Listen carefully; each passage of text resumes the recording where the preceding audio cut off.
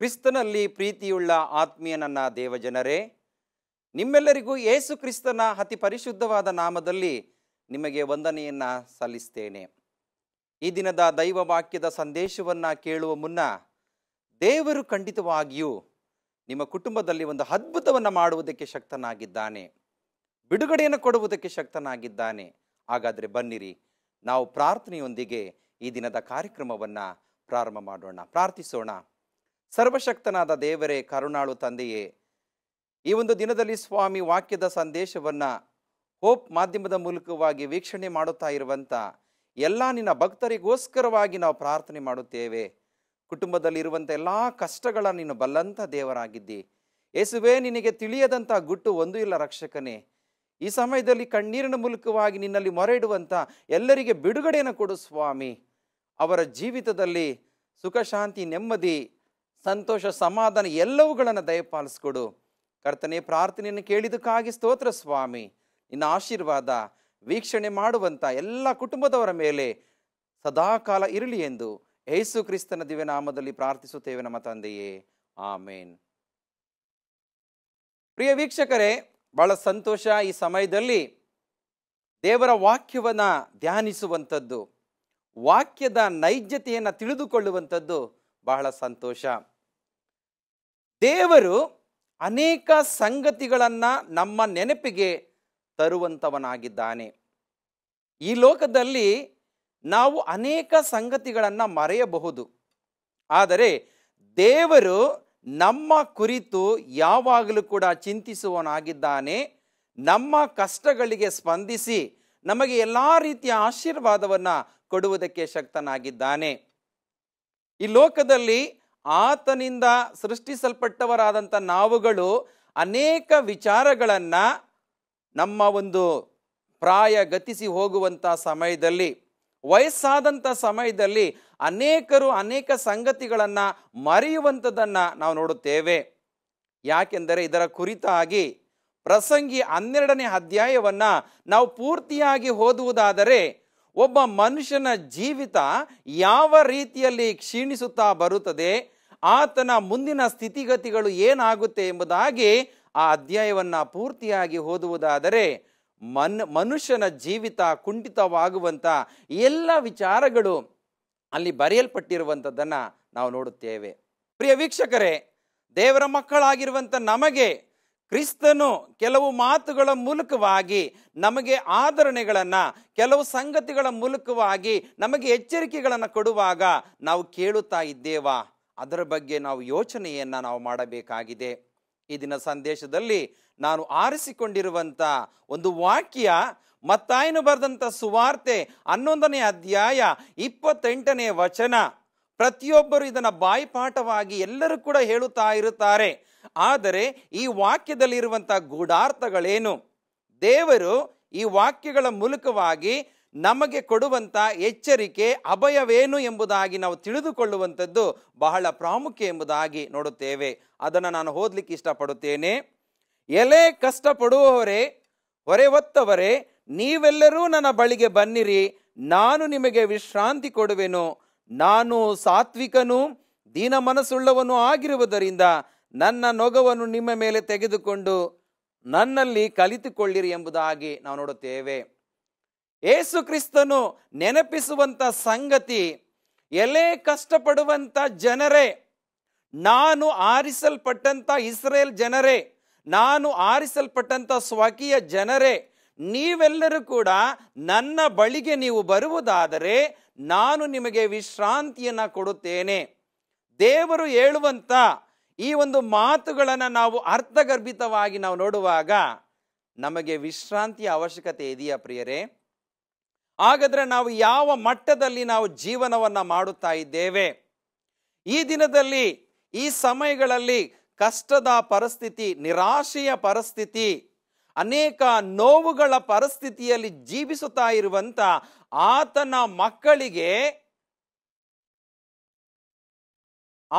ಮಕ್ಕಳಿಗೆ ದೇವರು ಕೊಡುವಂಥ ಒಂದು ವಾಗ್ದಾನ, ದೇವರು ಕೊಡುವಂಥ ಒಂದು ಅಭಯ, ಎಲೆ ಕಷ್ಟಪಡುವವರೇ, ಹೊರೆಯನ್ನು ಹೊತ್ತವರೇ, ನೀವೆಲ್ಲರೂ ಕೂಡ ನನ್ನ ಬಳಿಗೆ ಬನ್ನಿರಿ, ನಾನು ನಿಮಗೆ ವಿಶ್ರಾಂತಿಯನ್ನು ಕೊಡುತ್ತೇನೆಂಬುದಾಗಿ ಇವತ್ತು ಪ್ರತಿಯೊಬ್ಬ ಮನುಷ್ಯನು ಯಾರು ಸುಖವಾಗಿ ಜೀವಿಸುತ್ತಾ ಇಲ್ಲ.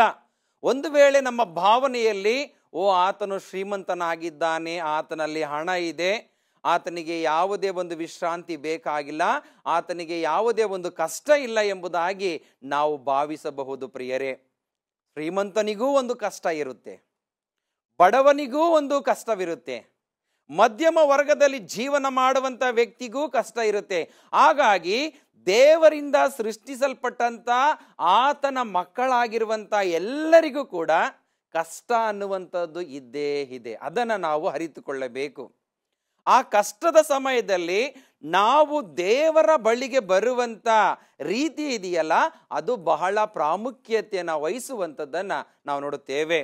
ಹಾಗಾಗಿ ಇವತ್ತು ನಿಜವಾದಂಥ ವಿಶ್ರಾಂತಿ, ಉದಾಹರಣೆಯಾಗಿ ನಾವು ಹೇಳುವುದಾದರೆ, ಅನೇಕರು ತಮ್ಮ ಕೆಲಸದಲ್ಲಿ ಈಗಿನ ಒಂದು ನಿಯಮಕ್ಕೆ ಅನುಸಾರವಾಗಿ 60 ವರ್ಷಗಳು ದಾಟಿದ ಮೇಲೆ ಅವರಿಗೆ ತಮ್ಮ ಕೆಲಸದಿಂದ ನಿವೃತ್ತಿಯನ್ನು ಘೋಷಣೆ ಮಾಡುವಂಥದ್ದನ್ನು ನಾವು ನೋಡುತ್ತೇವೆ.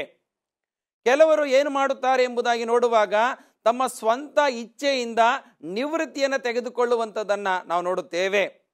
ಎಷ್ಟೋ ಸಾರಿ ಅಯ್ಯೋ, ನನಗೆ ಇಲ್ಲಿಯ ತನಕ ನನಗೆ ಕೆಲಸ ಮಾಡಿ ಮಾಡಿ ಸುಸ್ತಾಗಿದೆ, ಅಂಥ ಕಷ್ಟ ನನಗೆ ಬೇಡಪ್ಪ, ಸದ್ಯ ನನಗೆ ವಿಶ್ರಾಂತಿ ಕೊಟ್ಟಿದ್ದಾರಲ್ಲ, ಕೆಲಸದಲ್ಲಿ ನಿವೃತ್ತಿ ಕೊಟ್ಟಿದ್ದಾರಲ್ಲ ಅಂತೇಳಿ ಕೆಲವರು ಸಂತೋಷ ಪಡ್ತಾರೆ. ಪ್ರಿಯರೇ, ಒಂದು ವೇಳೆ ನೀವು ಕೆಲಸದಲ್ಲಿ ನಿವೃತ್ತಿ ಆಗಿರಬಹುದು, ಆದರೆ 61, 62 ಹೀಗೆ 70 ವರ್ಷ 80 ವರ್ಷಗಳಲ್ಲಿ ನಿಮ್ಮ ಜೀವನ ಇರುವುದಾದರೆ ನಿಜವಾಗಿಯೂ ನೀವು ವಿಶ್ರಾಂತಿಯಲ್ಲಿ ಇದ್ದೀರಾ? ಯೋಚನೆ ಮಾಡಿ. ಕಷ್ಟಗಳು ಬರ್ತಾನೇ ಇರುತ್ತೆ ಪ್ರಿಯರೇ. ಆಗ ನಾವು ಹೇಳ್ತೇವೆ, ಅಯ್ಯೋ, ನಾನು ಈಗ ಕೆಲಸಕ್ಕೆ ಹೋಗ್ತಾ ಇದ್ರೆ ನಾನು ಮನೆಯಲ್ಲಿ ಬರುವಂಥ ನಮಗೆ ಅನೇಕ ತೊಂದರೆಗಳಿಂದ ನಾನು ಬಿಡಿಸಿಕೊಳ್ಳಬಹುದಾಗಿತ್ತು ಎಂಬುದಾಗಿ ಕೆಲವರು ಭಾವನೆಯನ್ನು ವ್ಯಕ್ತಪಡಿಸುವಂಥದ್ದನ್ನು ನಾವು ನೋಡುತ್ತೇವೆ. ಪ್ರಿಯ ದೇವ ಜನರೇ, ಈ ವಾಕ್ಯದ ಮೂಲಕವಾಗಿ ಇನ್ನು ಕೆಲವರು ತಮ್ಮ ಸ್ವಂತ ಇಚ್ಛೆಯಿಂದ ಸ್ವನಿವೃತ್ತಿಯನ್ನು ತೆಗೆದುಕೊಳ್ಳುವಂಥದ್ದನ್ನು ನಾವು ನೋಡುತ್ತೇವೆ. ಒಂದು ವೇಳೆ ತೆಗೆದುಕೊಂಡ ಮೇಲೆ 5 ವರ್ಷ ನಿಮ್ಮ ಕೆಲಸದ ಸಮಯ ಇರುವುದಾದರೆ ಆವಾಗ ಒಂದು ವೇಳೆ ನಿಮಗೆ ವಿಶ್ರಾಂತಿ ಸಿಗುತ್ತಾ? ಕುಟುಂಬದಲ್ಲಿ ನಿಮಗೆ ಬಿಡುಗಡೆ ಸಿಗುತ್ತಾ?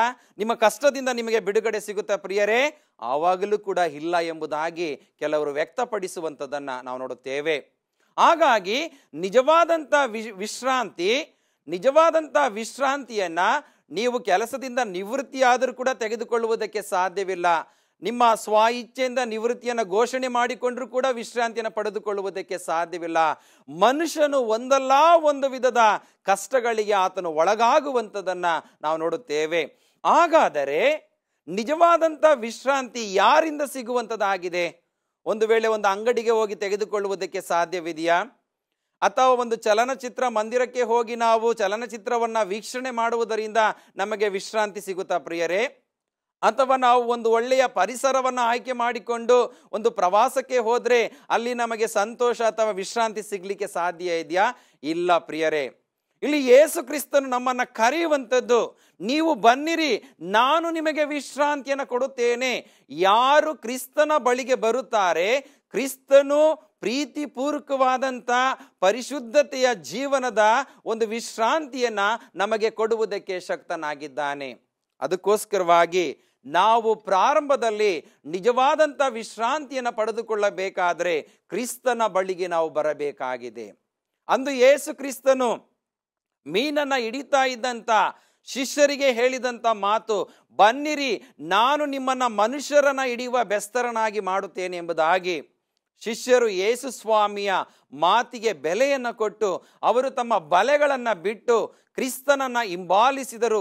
ಕ್ರಿಸ್ತನ ಸ್ವರಕ್ಕೆ ಕಿವಿಗೊಟ್ಟು ಕ್ರಿಸ್ತನನ್ನ ಹಿಂಬಾಲಿಸಿದ ಪ್ರಯುಕ್ತವಾಗಿ ಅವರಿಗೆ ವಾಕ್ಯದ ಮೂಲಕವಾಗಿ, ಕ್ರಿಸ್ತನ ಅನೇಕ ಸಾಮ್ಯಗಳ ಮೂಲಕವಾಗಿ, ಕ್ರಿಸ್ತನ ಬೋಧನೆಗಳ ಮೂಲಕವಾಗಿ, ಕ್ರಿಸ್ತನ ಅನೇಕವಾದಂಥ ಅದ್ಭುತ ಕಾರ್ಯಗಳ ಮೂಲಕವಾಗಿ ಅದನ್ನು ನೋಡಿದಂಥ ಶಿಷ್ಯರಿಗೆ ಎಷ್ಟೋ ಮನಸ್ಸಿನಲ್ಲಿ ಸಮಾಧಾನವಾಯಿತು, ಧೈರ್ಯ ಬಂತು ಎಂಬುದಾಗಿ ನಾವು ನೋಡುತ್ತೇವೆ.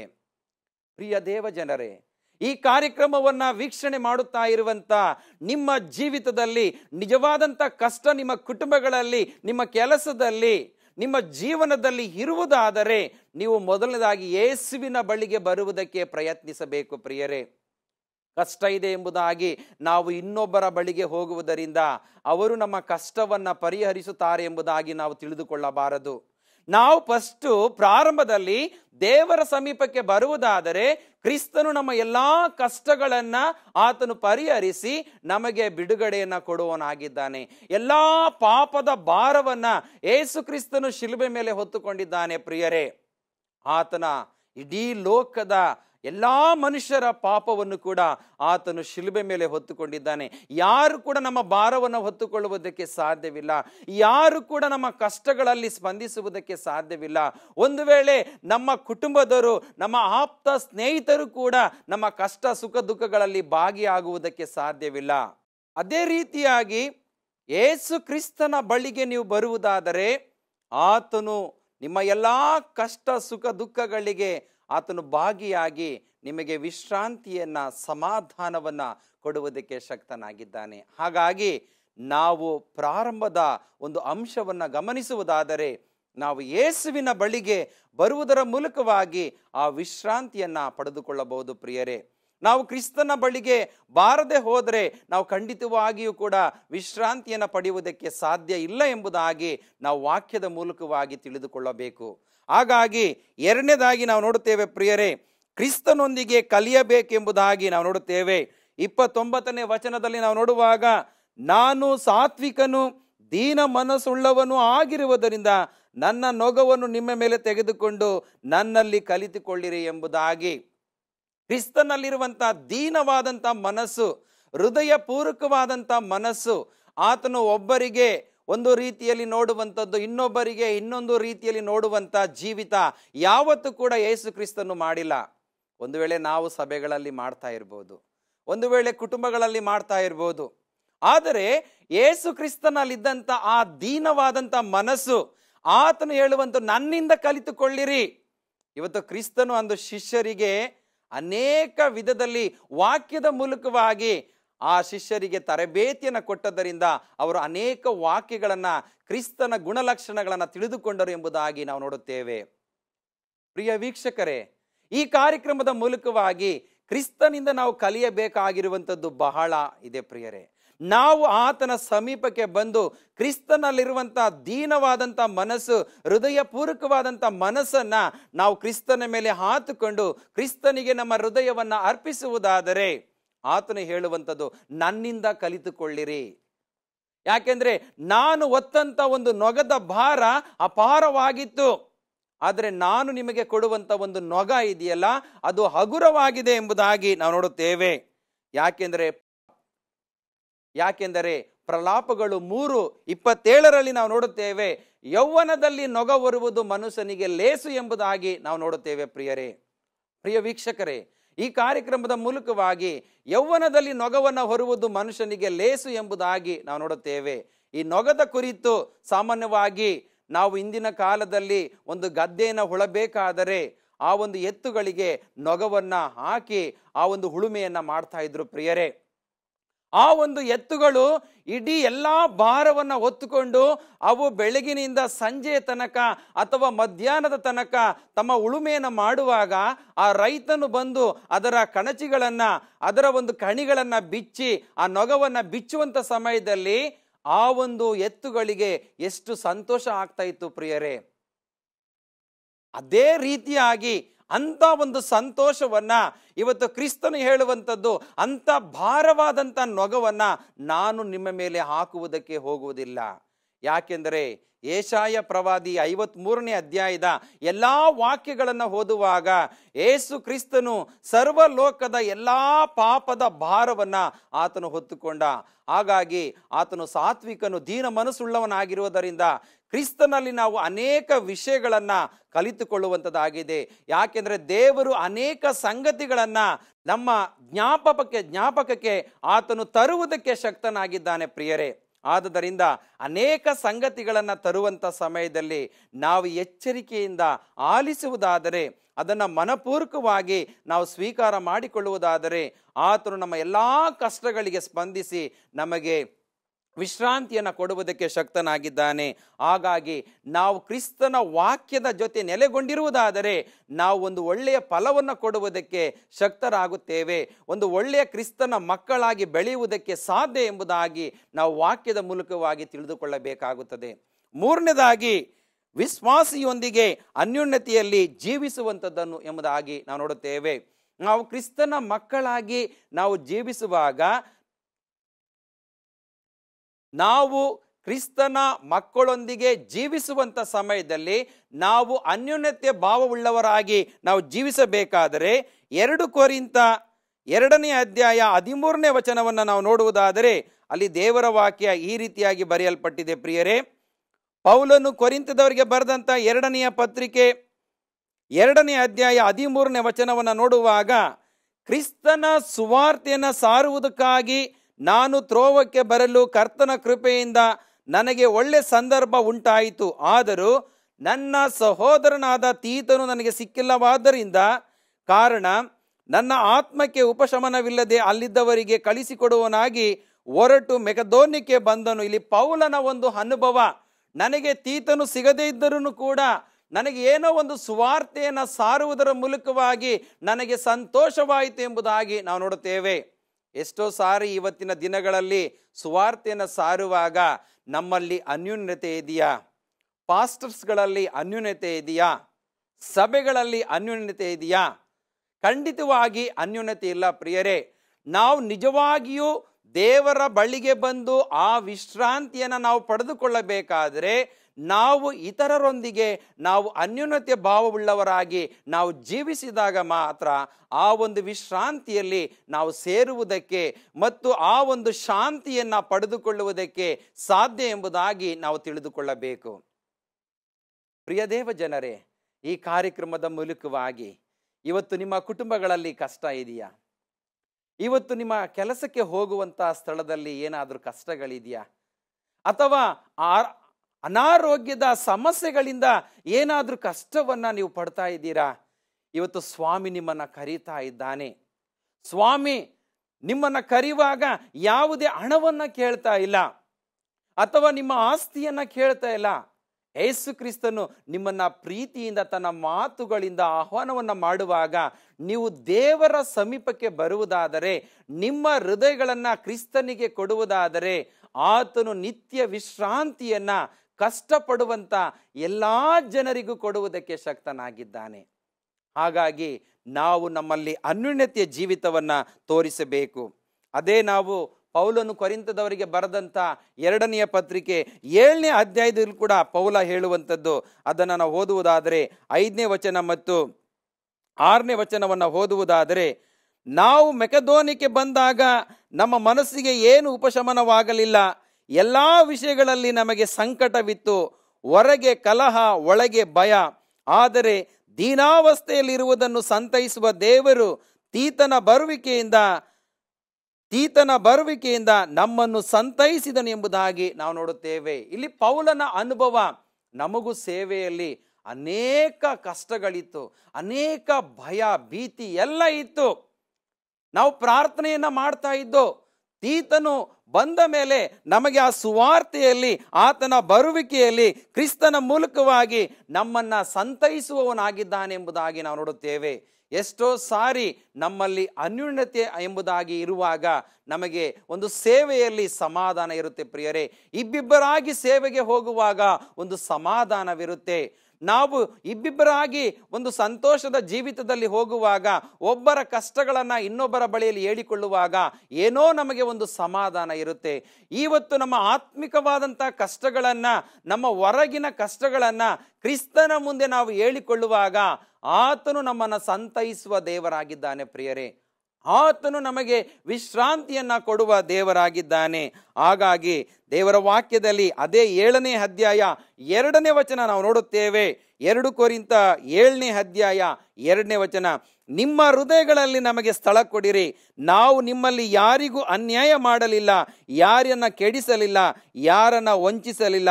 ನಿಮ್ಮ ಮೇಲೆ ತಪ್ಪು ಹೊರಿಸಬೇಕೆಂದು ನಾನು ಇದನ್ನು ಹೇಳುವುದಿಲ್ಲ. ಈ ದಿನದಲ್ಲಿ ನಮ್ಮ ಹೃದಯಗಳಲ್ಲಿ ದೇವರಿಗೆ ಸ್ಥಳವನ್ನ ನಾವು ಕೊಡುವುದಕ್ಕೆ ಸಿದ್ಧರಾಗಿರಬೇಕು.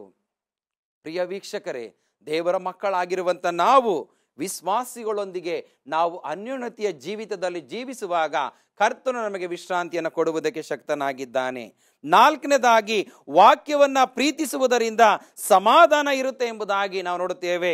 ದಾವೀದನು ಬರೆದಂತ ಕೀರ್ತನೆ 119ನೇ ಅಧ್ಯಾಯ 165ನೇ ವಚನವನ್ನು ನೋಡುವಾಗ ಅಲ್ಲಿ ವಾಕ್ಯವನ್ನು ಓದುವಂಥವರಿಗೆ, ವಾಕ್ಯವನ್ನು ಪ್ರೀತಿಸುವವರಿಗೆ ಸಮಾಧಾನ ಇರುತ್ತೆ ಎಂಬುದಾಗಿ ನಾವು ನೋಡುತ್ತೇವೆ. ಅದನ್ನು ಓದುವುದಾದರೆ, ನಿನ್ನ ಧರ್ಮಶಾಸ್ತ್ರವನ್ನ ಪ್ರೀತಿಸುವವರಿಗೆ ಸಂಪೂರ್ಣ ಸಮಾಧಾನವಿರುತ್ತೆ, ಅಂಥವರಿಗೆ ವಿಘ್ನಕರವಾದದೇನು ಇರುವುದಿಲ್ಲ ಎಂಬುದಾಗಿ ನಾವು ನೋಡುತ್ತೇವೆ. ನಾವು ದೇವರ ವಾಕ್ಯವನ್ನ ಪ್ರೀತಿಸಬೇಕು. ದೇವರ ವಾಕ್ಯವನ್ನ ಕೈಕೊಂಡು ನಡೆಯುವಂಥ ಸಮಯದಲ್ಲಿ ಅಂಥವರಿಗೆ ಸಮಾಧಾನ ಇರುತ್ತೆ ಎಂಬುದಾಗಿ ಈ ವಾಕ್ಯ ಸ್ಪಷ್ಟವಾಗಿ ನಮ್ಮನ್ನು ಎಚ್ಚರಿಸುವಂಥದ್ದಾಗಿದೆ. ಅಂಥವರಿಗೆ ಯಾವುದೇ ವಿಘ್ನಗಳು ಕೂಡ ಸಂಭವಿಸುವುದಿಲ್ಲ ಎಂಬುದಾಗಿ ನೋಡುತ್ತೇವೆ. ಅಂದರೆ ಯಾವುದೇ ಕಷ್ಟಗಳು ಕೂಡ ಬರುವುದಿಲ್ಲ ಎಂಬುದಾಗಿ ಅಲ್ಲಿ ದೇವರ ವಾಕ್ಯ ನಮ್ಮನ್ನು ಎಚ್ಚರಿಸುತ್ತಾ ಇರುವಂಥದ್ದನ್ನು ನಾವು ನೋಡುತ್ತೇವೆ. ಹಾಗಾಗಿ ನಾವು ದೇವರ ವಾಕ್ಯವನ್ನು ಕೈಕೊಂಡು ದೇವರ ವಾಕ್ಯದ ನೈಜತೆಯನ್ನು ನಮ್ಮ ಹೃದಯದಲ್ಲಿ ಸ್ವೀಕಾರ ಮಾಡಿಕೊಳ್ಳುವುದಾದರೆ ಅಂಥವರಿಗೆ ಯಾವುದೇ ವಿಘ್ನಕರಗಳು ಸಂಭವಿಸುವುದಿಲ್ಲ ಎಂಬುದಾಗಿ ದೇವರು ತನ್ನ ಮಾತಿನ ಮೂಲಕವಾಗಿ ನಮ್ಮನ್ನು ಎಚ್ಚರಿಸ್ತಾ ಇದ್ದಾನೆ. ಪ್ರಿಯ ವೀಕ್ಷಕರೇ, ದೇವರ ಮಕ್ಕಳಾಗಿರುವಂಥ ನಾವು ದೇವರ ವಾಕ್ಯವನ್ನು ಓದುವುದರ ಮೂಲಕವಾಗಿ, ಸ್ವೀಕಾರ ಮಾಡಿಕೊಳ್ಳುವುದರ ಮೂಲಕವಾಗಿ ನಾವು ಆತನ ವಿಶ್ರಾಂತಿಯನ್ನು ಪಡೆದುಕೊಳ್ಳಬಹುದು. 5ನೇದಾಗಿ, ದೇವರಿಗೆ ಭಯಪಡುವುದರ ಮೂಲಕವಾಗಿ, ನಾವು ದೇವರಿಗೆ ಭಯಪಡುವುದರ ಮೂಲಕವಾಗಿ ನಾವು ದೇವರ ಸಮೀಪಕ್ಕೆ ಬರಲು ಸಾಧ್ಯ. ಆ ದೇವರ ವಿಶ್ರಾಂತಿಯನ್ನು ನಾವು ಪಡೆದುಕೊಳ್ಳುವುದಕ್ಕೆ ಸಾಧ್ಯ ಎಂಬುದಾಗಿ ನೋಡುತ್ತೇವೆ. 6ನೇದಾಗಿ, ನಂಬಿಕೆಯ ಮೂಲಕವಾಗಿ ನಾವು ದೇವರ ಸಮೀಪಕ್ಕೆ ಬಂದಾಗ ನಾವು ಆ ವಿಶ್ರಾಂತಿಯನ್ನು ಪಡೆದುಕೊಳ್ಳುವುದಕ್ಕೆ ಸಾಧ್ಯ ಎಂಬುದಾಗಿ ಇಬ್ರಿಯರಿಗೆ ಬರೆದ ಪತ್ರಿಕೆ 3ನೇ ಅಧ್ಯಾಯ 18ನೇ ವಚನದಲ್ಲಿ ಹೇಳುವಂಥದ್ದನ್ನು ನಾವು ನೋಡುತ್ತೇವೆ. ಕೊನೆಯದಾಗಿ ಒಂದು ವಾಕ್ಯವನ್ನು ನಾವು ಓದುವುದಾದರೆ, ಪೇತ್ರನು ಬರೆದಂಥ ಮೊದಲನೆಯ ಪತ್ರಿಕೆ 1ನೇ ಅಧ್ಯಾಯ 5ನೇ ವಚನ ಈ ರೀತಿಯಾಗಿ ಅಲ್ಲಿ ಬರೆಯಲ್ಪಟ್ಟಿದೆ. ಪ್ರಿಯರೇ, 1ನೇ ಅಧ್ಯಾಯ 5ನೇ ವಚನ ನೋಡಿ, ದೇವರ ವಾಕ್ಯ ಸ್ಪಷ್ಟವಾಗಿ ಹೇಳುವಂಥದ್ದು, ಅಂತ್ಯಕಾಲದಲ್ಲಿ ಪ್ರತ್ಯಕ್ಷವಾಗುವುದಕ್ಕೆ ಸಿದ್ಧವಾಗಿರುವ ರಕ್ಷಣೆಯು ನಂಬುವವರಾದ ನಿಮಗೆ ದೊರೆಯಬೇಕೆಂದು ದೇವರು ನಿಮ್ಮನ್ನು ತನ್ನ ಬಲದಿಂದ ಕಾಯುವುದಕ್ಕೆ ಶಕ್ತನಾಗಿದ್ದಾನೆ. ಯಾವಾಗ ನಾವು ನಂಬಿಕೆಯಿಂದ ದೇವರ ಸಮೀಪಕ್ಕೆ ಬಂದಾಗ ಆತನು ತನ್ನ ಬಲದಿಂದ ನಮ್ಮನ್ನು ಕಾಯುವುದರ ಜೊತೆಗೆ ಕಷ್ಟದ ಪರಿಸ್ಥಿತಿಯಲ್ಲಿಯೂ ದೇವರ ಸಮೀಪಕ್ಕೆ ಬಂದಾಗ ಆತನು ನಮಗೆ ವಿಶ್ರಾಂತಿಯನ್ನು ಕೊಡುವುದಕ್ಕೆ ಶಕ್ತನಾಗಿದ್ದಾನೆ. ಪ್ರಿಯ ದೇವಜನರೇ, ನಿಮಗೆ ಆ ವಿಶ್ರಾಂತಿ ಬೇಕಾಗದ್ರೆ ನೀವು ಕ್ರಿಸ್ತನ ಸಮೀಪಕ್ಕೆ ಬರುವುದಾದರೆ ಕ್ರಿಸ್ತನು ತನ್ನ ವಾಕ್ಯದ ಮೂಲಕವಾಗಿ ನಿಮ್ಮನ್ನು ಬಲಪಡಿಸಿ ನಿಮ್ಮ ಕುಟುಂಬಕ್ಕೆ ಬೇಕಾದಂಥ ಆಶೀರ್ವಾದಗಳನ್ನು, ಸಮಾಧಾನವನ್ನು, ವಿಶ್ರಾಂತಿಯನ್ನು ಆತನು ಮಾತ್ರ ಕೊಡುವುದಕ್ಕೆ ಸಾಧ್ಯ. ಹಾಗಾಗಿ ನೀವು ಕ್ರಿಸ್ತನ ಬಳಿಗೆ ಬನ್ನಿರಿ, ಆತನಲ್ಲಿ ವಿಶ್ರಾಂತಿಯನ್ನು ಪಡೆದುಕೊಳ್ಳಿರಿ. ದೇವರ ವಾಕ್ಯಗಳ ಮೂಲಕವಾಗಿ ನಿಮ್ಮನ್ನು, ನಿಮ್ಮ ಕುಟುಂಬವನ್ನು ವಿಶೇಷವಾಗಿ ಆಶೀರ್ವದಿಸಿ ಕಾಪಾಡಲಿ. ಆಮೇನ್. ಪ್ರಾರ್ಥನೆ ಮಾಡೋಣ. ಸರ್ವಶಕ್ತನಾದ ದೇವರೇ, ಈ ವಾಕ್ಯವನ್ನು ಕೇಳಿದಂಥ ಪ್ರತಿಯೊಬ್ಬರಿಗೆ ವಿಶ್ರಾಂತಿಯನ್ನು ದಯಪಾಲಿಸಿಕೊಡು, ಸಮಾಧಾನವನ್ನು ಕೊಡು ಸ್ವಾಮಿ. ಕುಟುಂಬದಲ್ಲಿರುವಂಥ ಎಲ್ಲ ಸಮಸ್ಯೆಗಳಿಂದ ಅವರಿಗೆ ಬಿಡುಗಡೆಯನ್ನು ಕೊಟ್ಟು ನಿನ್ನ ಪ್ರಸನ್ನತೆ ಯೇಸುವೇ ನಿನ್ನ ಕೃಪೆಗಳ ಮೂಲಕವಾಗಿ ಅವರನ್ನು ಬಲಪಡಿಸಿ ಕಾಪಾಡಿಕೊಂಡು ಬರಬೇಕೆಂಬುದಾಗಿ ಯೇಸು ಕ್ರಿಸ್ತನ ದಿವ್ಯನಾಮದಲ್ಲಿ ಪ್ರಾರ್ಥಿಸುತ್ತೇವೆ ನಮ್ಮ ತಂದೆಯೇ. ಆಮೇನ್. ಪ್ರಿಯ ವೀಕ್ಷಕರೇ, ಈ ಕಾರ್ಯಕ್ರಮದ ಮೂಲಕವಾಗಿ ನಿಮ್ಮಲ್ಲಿ ಯಾವುದಾದರೂ ಪ್ರಾರ್ಥನಾ ಮನವಿಗಳಿದೆಯಾ? ಈ ಕೆಳಕಂಡ ದೂರವಾಣಿಯ ಸಂಖ್ಯೆಗೂ ಈ ಕೆಳಕಂಡ ವಿಳಾಸಕ್ಕೂ ನಿಮ್ಮ ಅನಿಸಿಕೆಗಳನ್ನು ಬರೆದು ಕಳಿಸುವುದಾದರೆ ನಾವು ನಿಮಗೋಸ್ಕರವಾಗಿ ಪ್ರಾರ್ಥನೆಯನ್ನು ಮಾಡುತ್ತೇವೆ. ದೇವರು ಈ ಸಮಯದಲ್ಲಿ, ಈ ದಿನದಲ್ಲಿ ನಿಮ್ಮನ್ನು, ನಿಮ್ಮ ಕುಟುಂಬವನ್ನು ವಿಶೇಷವಾಗಿ ಆಶೀರ್ವದಿಸಿ ಕಾಪಾಡಲಿ. ಆಮೇನ್.